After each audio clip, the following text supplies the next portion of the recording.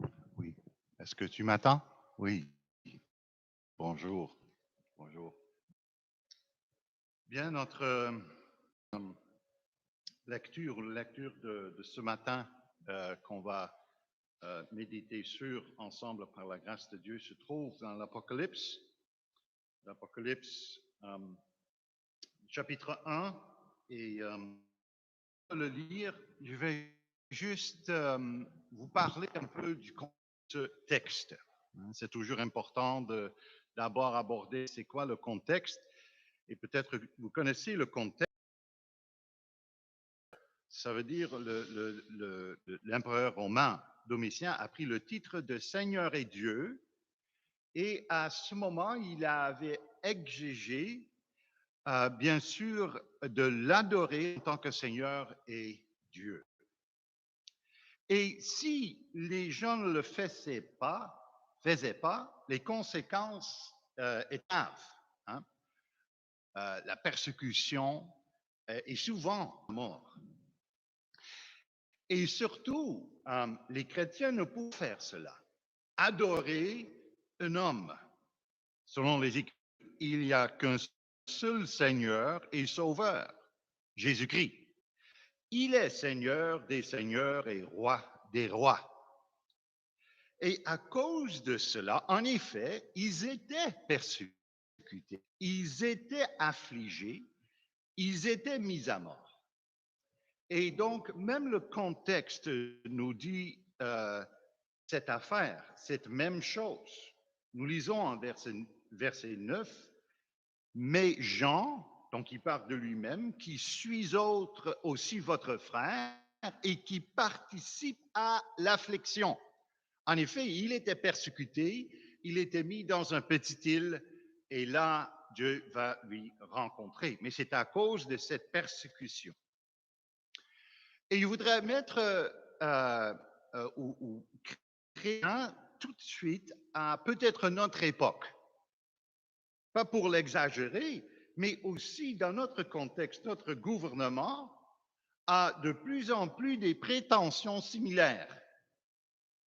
Il veut que nous plions, figurativement parlant, le genou devant un système éducatif qui prône que toutes les religions sont égales, par exemple, et aussi et qui fait promouvoir l'agenda de transgenre et qui est là principalement comme diable pour la destruction de la famille.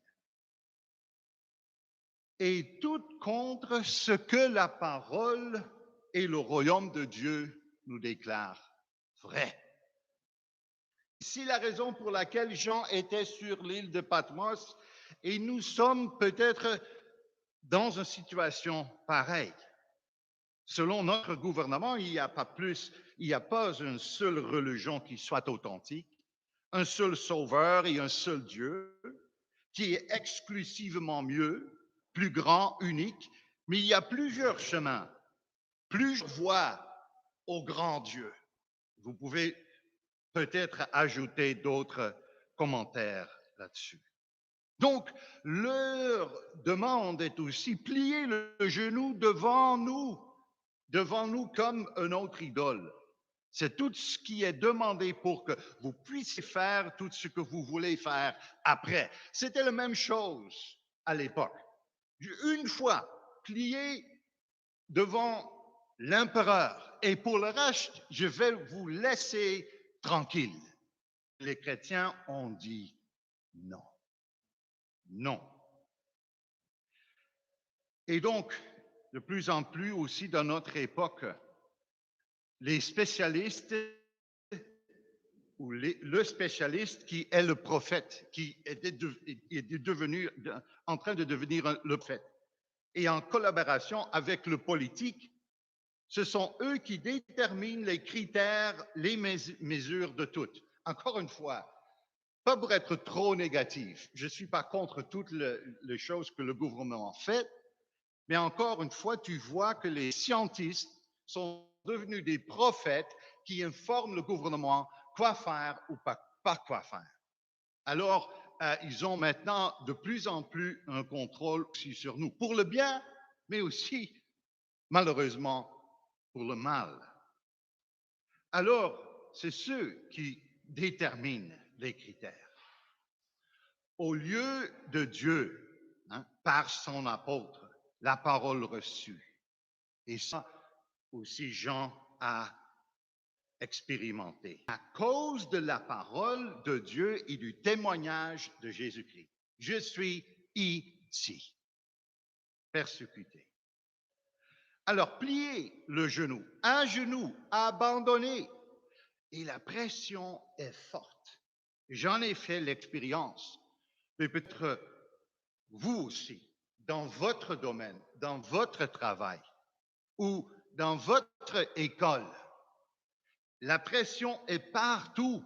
Et comment on reste ferme et on tient ferme à la parole, à Jésus-Christ. Ça va devenir de plus en plus la question principale face à l'Église de Dieu aujourd'hui. Oui, c'était à cette époque que Jean a reçu ces révélations du roi des rois et du Seigneur des seigneurs. Jésus, le Christ apocalyptique. C'est le titre de cette méditation sur la parole de Dieu de ce matin. Mais surtout, et je veux dire, surtout l'assurance de sa présence parmi nous, malgré nos circonstances. Donc, on va lire le texte.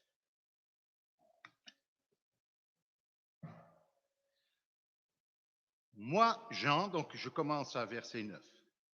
Moi, Jean, votre frère, et qui a part avec vous à la tribulation et au royaume et à la persévérance en Jésus-Christ, j'étais dans l'île appelée Patmos à cause de la parole de Dieu et du témoignage de Jésus. Je fus ravi et en esprit au jour du Seigneur, et j'entendis derrière moi une voix forte, comme le son d'une trompette qui disait, je suis l'alpha et l'oméga, le premier et le dernier. Ce que tu vois, écris-le dans un livre et envoie-le aux sept églises, à Éphèse, à Smyrne, à Pergame, à Thyatire, à Sardès, à Philadelphie et à Laodicée. Je me retournai pour connaître quelle était la voix qui me parlait, et après m'être retourné, je vis 7 chandeliers d'or, et au milieu de ces 7 chandeliers, quelqu'un qui semblait au Fils de l'homme, vêtu d'une longue robe et ayant un ceinture d'or sur la poitrine. Sa tête et ses cheveux blancs comme de la laine blanche, comme de la neige. Ses yeux étaient comme une flamme de feu. Ses pieds étaient semblables à de la reine ardente, comme si eux étaient embrassés dans une fournaise, et sa voix était comme le bruit des grands eaux. Il avait dans sa main droite 7 étoiles. Dans sa bouche sortait une épée aiguë à 2 tranchants, et son visage était comme le soleil lorsqu'il brille dans sa force. Quand je le vis, je tombais à ses pieds, comme mort. Il posait sur moi sa main droite en disant, ne crains point, ne crains point. Je suis le premier et le dernier et le vivant. J'étais mort et voici, je suis vivant au siècle des siècles. Je tiens les clés de la mort et du séjour des morts. Écris donc les choses que tu as vues et celles qui sont et celles qui doivent arriver après elles. Le mystère des 7 étoiles que tu as vues dans ma main droite et ces 7 chandeliers d'or. Les 7 étoiles sont les anges des 7 églises et les 7 chandeliers sont les 7 églises. Fin de la parole de Dieu. Bien sûr, frères et sœurs, quand on aborde et on fait la recherche pour apporter un message sur l'Apocalypse, on rentre dans un monde assez étrange. assez déroutant et grandiose, écrasant parfois, mais surtout visionnaire. Cependant, il ne faut pas penser pour autant que ce n'est pas vrai. En effet, ce livre aborde la réalité dans laquelle nous vivons. Mais la grande différence, c'est ce qui nous donne un point de vue complètement différent de cette même réalité. Des choses présentes et des choses à venir. Et qu'est-ce que ça veut dire exactement, Apocalypse? Apocalypse, ça veut dire un dévoilement. Donc, cet Apocalypse nous donne une perspective sur la même réalité, mais qui est spirituelle et qui vient de Dieu et qu'on accepte par la foi seulement. Et ce n'est pas du tout le même point de vue que celui du monde, ou le nôtre par nature. Et ce n'est pas un point de vue scientifique non plus d'abord, ou romantique, ou économique, ou politique, quoi que ce soit d'autre auquel vous pouvez penser. C'est une perspective qui est contre la nature humaine et contre tous les systèmes qui se trouvent dans ce monde qui sont selon la chair. Mais ce que ce livre nous offre, c'est bien un nouveau point de vue sur la réalité, une nouvelle façon d'interpréter notre monde, notre histoire et même nos propres vies. Oui, la même réalité, mais un point de vue différent, un point de vue apocalyptique. Et c'est cela que Jean a aussi expérimenté. Tout est devenu différent pour Jean. Si différent qu'il est passé dans un état, et là, il faut l'interpréter, mais de ravissement. Il dit, je fus ravi en esprit au jour du Seigneur, écrit Jean au verset 10. Alors, je pense que c'est le dimanche de Pentecôte aujourd'hui, ou proche, non? Oui? Les pentecôtistes doivent le savoir parmi nous. Alors, il faut donc toujours être ravi. Je fus ravi en esprit au jour du Seigneur. C'est ce jour le jour qu'on célèbre aujourd'hui. Que le Seigneur, donc, à bord, donne-nous aussi cet même esprit pour être ravis dans cet esprit. Et c'est comme si les rayons du soleil passaient à travers les nuages. Hein? Donc, verset 17. Comme le soleil lorsqu'il brille dans sa force. Donc, ravi de l'esprit, et là, il y a une autre réalité qui s'ouvre devant lui. Une vision. Et notre premier point est, qu'est-ce que cela veut dire? Et qui est ce soleil? D'abord, mes amis, ce soleil qui se dévoile, c'est le Christ ressuscité et glorifié. Le Seigneur, le Kyrios. Donc ici, vous voyez le contraste. Ce n'est pas César, ce n'est pas un Domitien, mais c'est le Christ ressuscité et glorifié qui se révèle à Jean. Et c'est ce que nous lisons, quelqu'un qui ressemblait au Fils de l'homme. Donc, une rencontre avec Jésus-Christ lui-même, le ressuscité, le glorifié.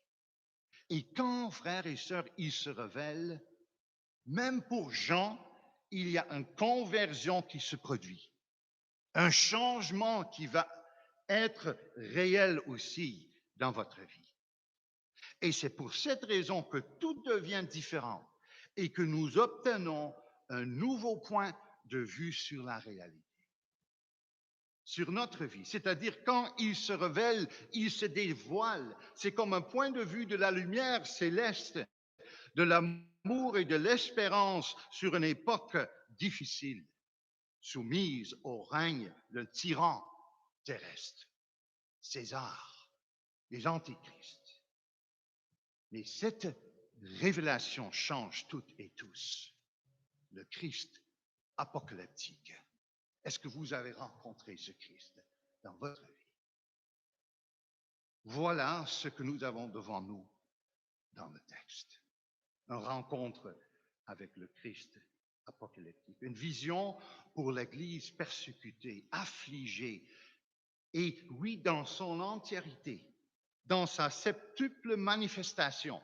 Et là, c'est important aussi de voir et de remettre sept. C'est la plénitude. C'est comme le Christ se révèle à nous aujourd'hui. Parce que les sept, ça englobe l'Église universelle et catholique, si vous voulez. Oui, à l'époque, c'était très particulier, les sept églises, mais les sept églises, c'est un représentant, le nombre représente l'Église universelle et catholique. Alors, le Christ se révèle encore à nous aujourd'hui par sa parole. Le Christ apocalyptique.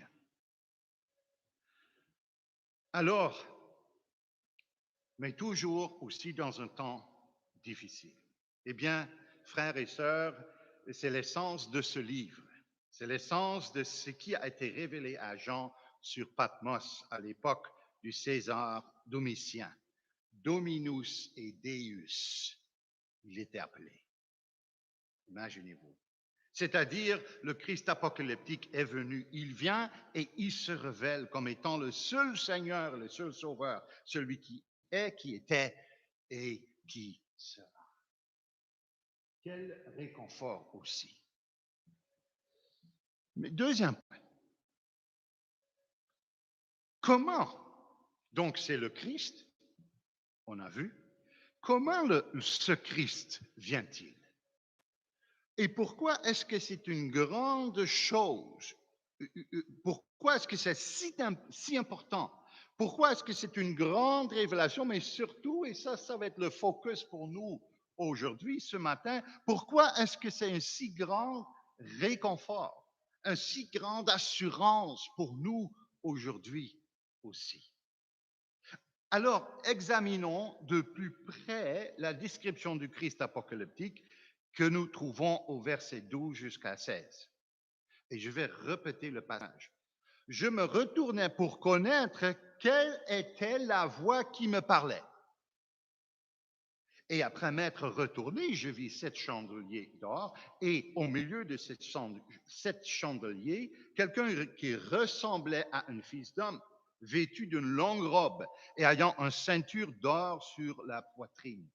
Sa tête et ses cheveux étaient blancs comme de la laine, blanche comme de la neige. Ses yeux étaient comme une flamme de feu.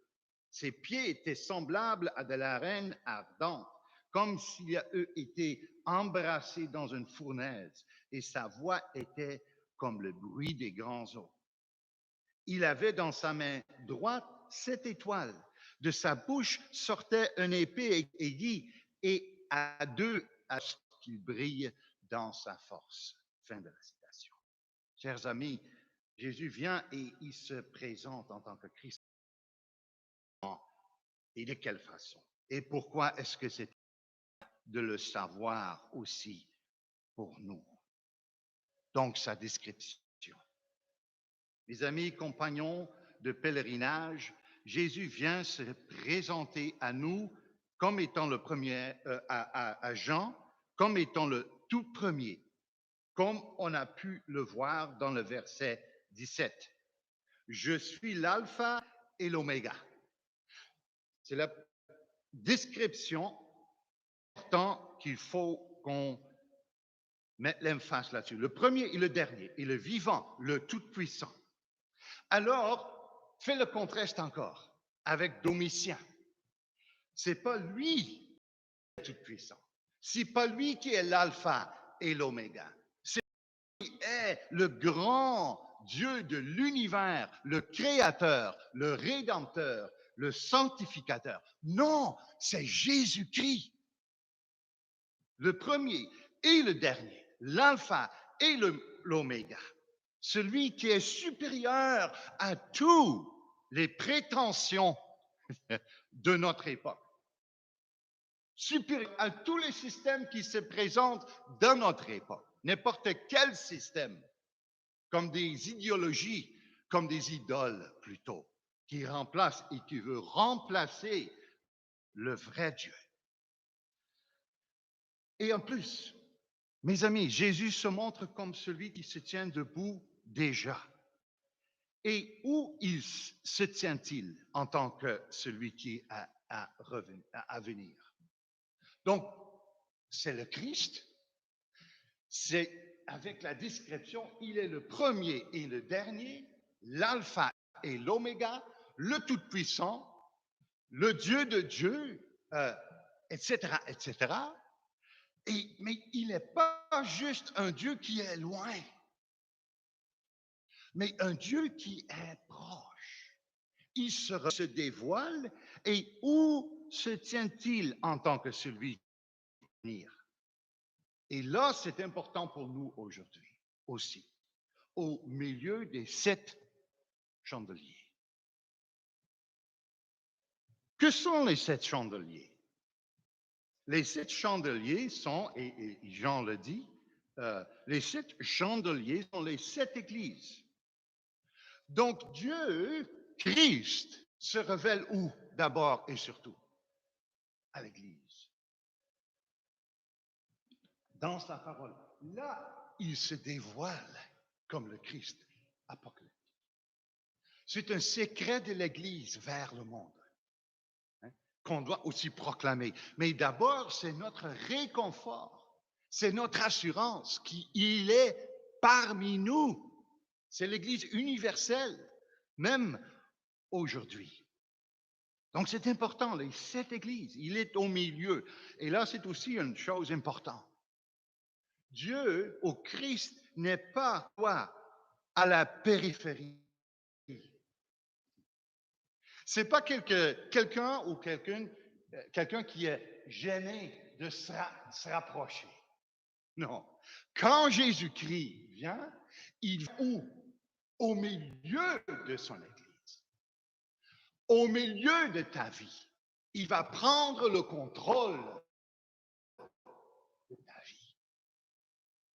Et ça, c'est une chose très réconfortante.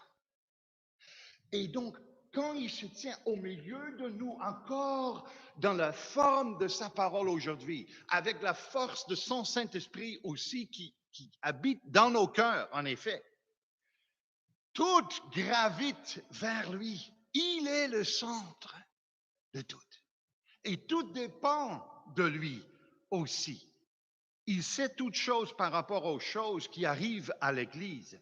Il prend soin de son troupeau, ses brebis égarées et pécheresses, mais aussi ses brebis persécutées et menacées. Que Dieu en Christ soit parmi nous aujourd'hui pour notre réconfort. Peut-être vous êtes venu avec un esprit lourd, un esprit attaqué. En tant qu'étudiant, quoi faire pour le futur? Vous êtes venu ici, c'est quoi l'avenir? L'avenir est avec lui et il est avec vous. Une fois à la fois. Une pas à la fois par la foi. Hein? Mais toujours comme Christ et quand Christ est au centre. Tout est autour de lui. Et comme fait-il cela? Aussi important, un autre détail. Qu'est-ce qu'il a dans ses mains? Donc, il est il est au milieu, excusez-moi, de son Église universelle. Qu'est-ce qu'il a dans ses mains? Des étoiles. Et que sont ces 7 étoiles? Les 7 anges ou dirigeants des 7 églises. Bien sûr, on peut l'interpréter plus spirituel, mais je veux rester avec une interprétation aussi assez littérale. Ça veut dire que qui sont les anges des églises aujourd'hui? Les pasteurs, les anciens. Donc, il a choisi, oui, il est toujours parmi nous, il est toujours au centre de sa vie, mais comment il veut diriger son Église avec les dirigeants, les êtres humains, les hommes mis à part pour le servir, comme des pasteurs et des anciens. Donc, c'est aussi très important de regarder et de respecter cet ordre qui se trouve même dans cette vision qu'il dirige son Église encore à travers les anciens et les prédicateurs.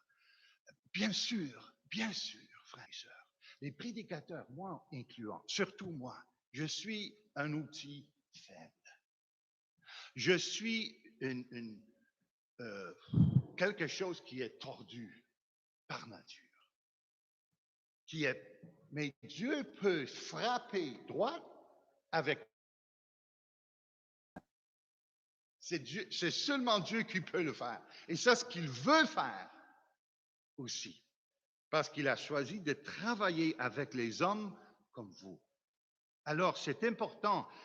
Et Jésus les a dans sa main. Vous êtes dans sa main. En venant ici, il y avait quelque chose sur le radio. C'était l'histoire de Jonas. Vous connaissez l'histoire de Jonas. Quel homme tordu, contre même le royaume de Dieu. Et comment Dieu l'utilisait quand même pour une conversion de je ne sais pas combien de gens. Donc, Dieu est plus grand et plus fort que même un Jonas parmi nous. Peut-être il y a un Jonas parmi nous aujourd'hui qui veut fuir le Grand Montréal, qui est fâché contre Dieu. Et qu'est-ce que Dieu peut faire? Rattraper et l'utiliser quand même. Non, il peut même utiliser un grand poisson pour le ramener où il doit aller, dans la main de Jésus-Christ. En lui, il est rien. Mais oui, ça veut dire dans sa nature, il est rien. Mais dans la main de Dieu, il est tout. Et tout puissant. Ça, c'est un grand réconfort. Ancien pasteur à venir parmi nous. Vous allez vous trouver dans les mains du Seigneur. Ayez courage. Soyez réconfortés. Mes anciens étudiants, soyez réconfortés. Reste entre les mains de Jésus. C'est tout. Quel réconfort. Donc, c'est important.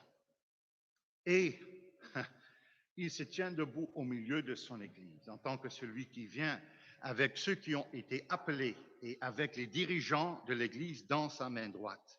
Et encore une fois, c'est aussi important. Sa main droite, c'est quoi? Sa main de pouvoir. Vous êtes dans sa main de pouvoir. Plus forte que le diable, plus forte que tous les antichrists qui se trouvent, qui se luttent contre son Église. Soyez réconfortés. C'est pas moi, c'est la parole de Dieu. Mais il faut qu'on prête attention à aussi son apparition, un peu plus proche. Donc, il marche parmi les églises, et là, il n'y a pas trop de bonnes choses dedans, mais il marche dans son église. Ça veut dire que il n'est pas assis, il n'est pas passif, mais il marche et il est actif. Même si nous sommes, et souvent nous sommes plus passifs qu'actifs, n'est-ce pas? C'est l'attitude de recevoir et d'être dirigé par celui qui supervise, qui marche. En tout cas, autre chose très importante et réconfortant, son apparition. 3 choses en principe, mais il y a plusieurs choses. Il est habillé de vêtements de prêtre. Ça, ce qu'on a lu, vêtu d'une longue robe. Alors, et là, on va aller un peu plus loin. Donc, il est Dieu, le Tout-Puissant, il est je suis, Il est le Seigneur des Seigneurs, c'est sa personne, mais son œuvre est attachée à sa personne. On ne peut pas séparer ses œuvres de sa personne.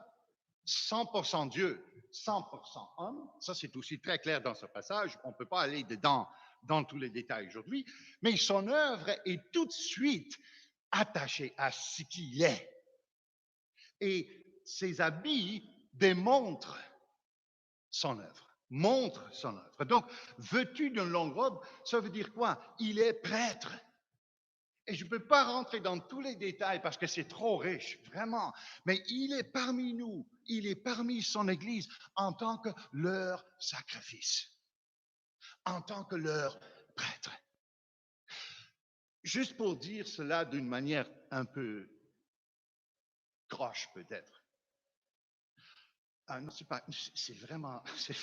c'est biblique. Il est parmi nous un ami des prostituées et des publicains. Pas plus, pas moins. C'est ça, c'est la description de l'Église. Ou est-ce que vous êtes plus que non.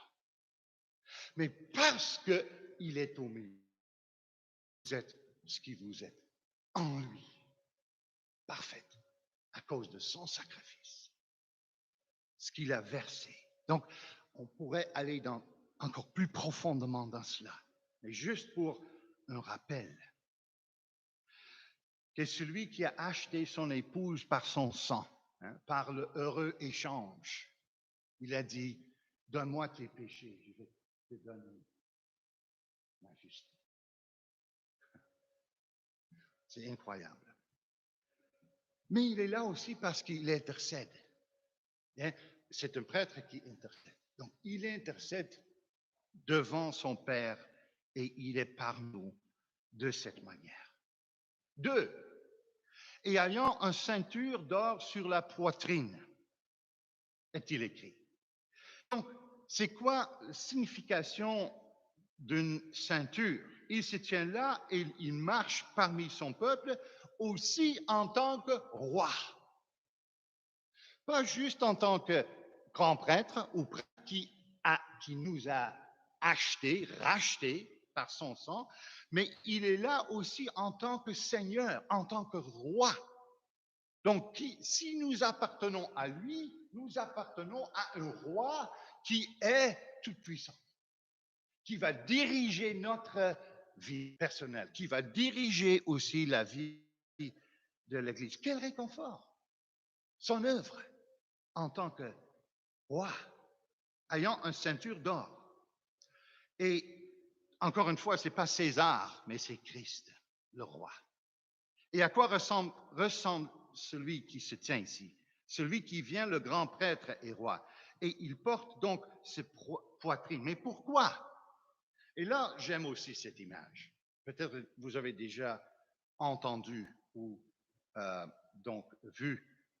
Mais pourquoi une ceinture? Pourquoi avez-vous une ceinture? Surtout quand il y a un robe autour de toi. Sur toi, excusez-moi. Pourquoi une ceinture? Est-ce qu'il y a une réponse? Parce que les robes sont trop longues.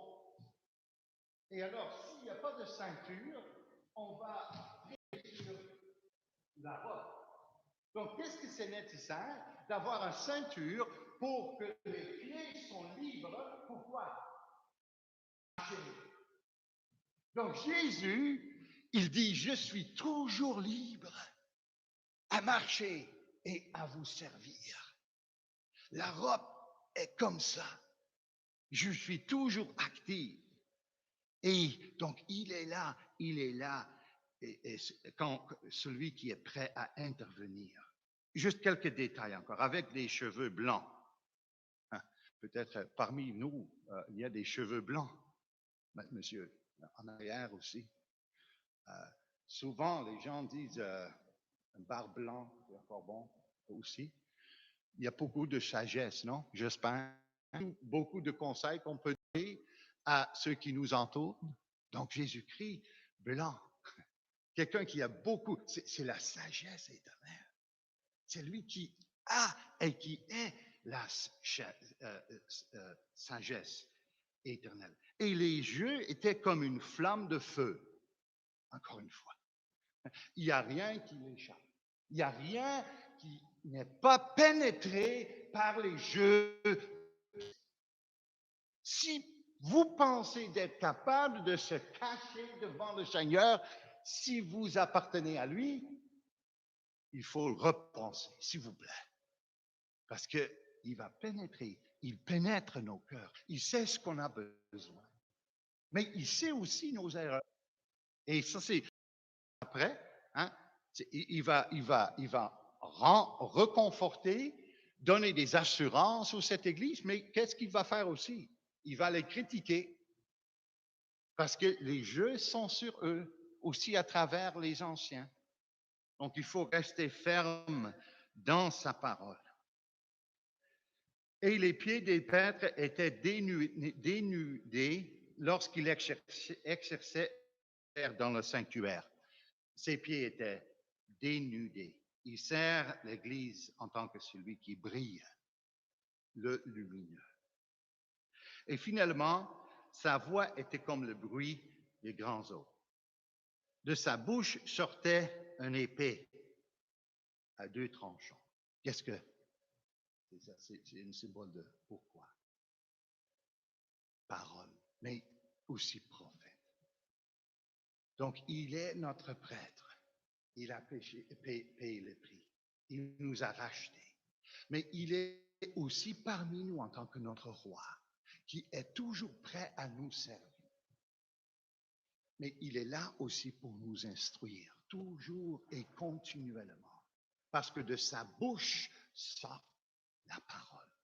Et la parole est comme l'épée de l'esprit. Hein? Une épée. Quel réconfort! Et il est encore comme ça aussi parmi son Église aujourd'hui, en tant que grand prêtre, en tant que roi tout-puissant, mais aussi en tant que prophète saint et tout-puissant. Il sert son Église avec sa parole, qui est une parole aiguisée, qui juge les pensées et les intentions du cœur pour l'Église et pour ce monde. Je termine. Grande vision, parfois étrange, grandiose, écrasant même, mais surtout pour l'Église aujourd'hui, comme c'était le cas pour l'Église à l'époque, un grand réconfort.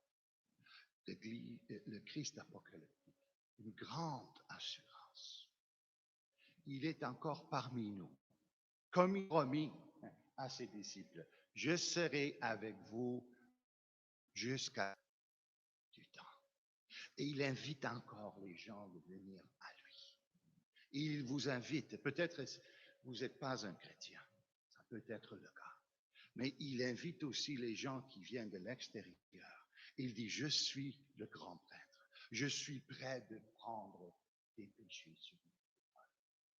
Je suis prêt de prendre les fardeaux qui te pressent et qui te pressent pour que tu sois libéré, pour que tu sois parfait dans ma justice devant le Seigneur et que tu puisses être rempli de mon amour.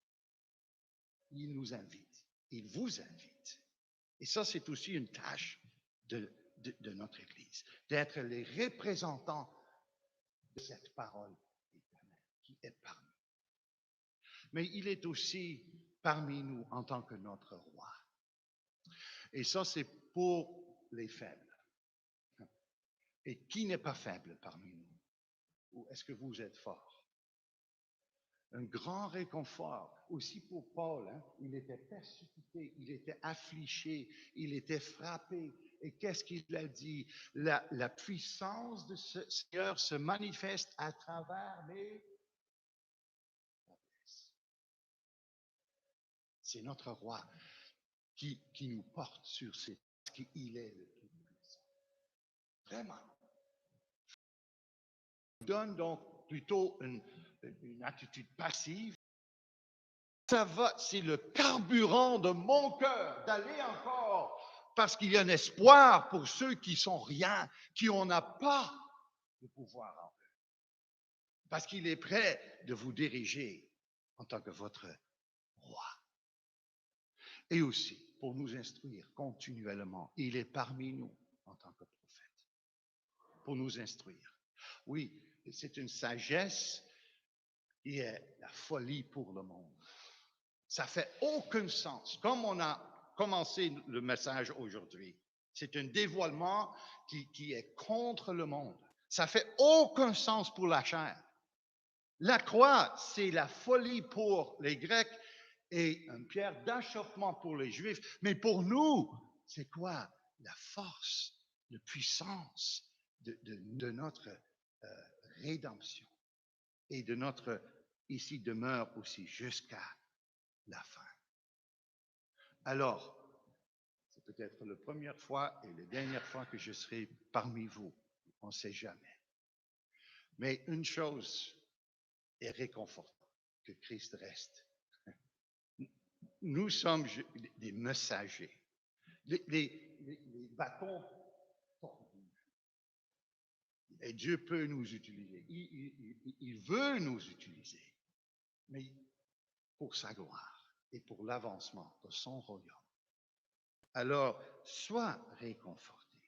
Voyez, c'est notre Seigneur et notre Sauveur.